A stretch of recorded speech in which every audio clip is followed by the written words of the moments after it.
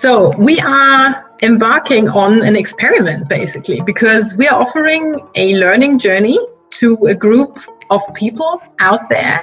We are just going all in with what we know and what we've learned in the last couple of years to make organizations a bit more creative. What's your motivation and drive behind all this? Why are you doing this? What's my motivation? Well, my motivation is I love to play. And I see and creativity always involves some sort of playfulness as an attitude, as a mindset, and of exploring, of trying to understand what is, what can be, and what should be done. It's also about learning, because if I help other people to play their business, to understand, to tackle a challenge in a playful way, and be myself being open to open-ended processes, I always get intrigued by the results that come out of it.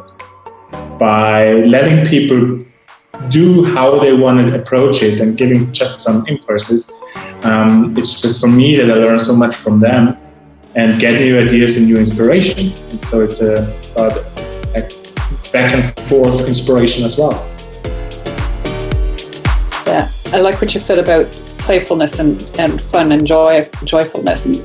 I come from an accounting background, very serious, 1 + 1 has to equal 2 kind of stuff. And that's, there's nothing wrong with that, but it was so much more fun and enjoyable. Work was so much more fun and enjoyable when I brought in some of the creative stuff, even just little things like scribble drawings in the workshop facilitation that I do, or putting on my clown nose in the middle of a video and see if anybody notices, and it makes people smile and think.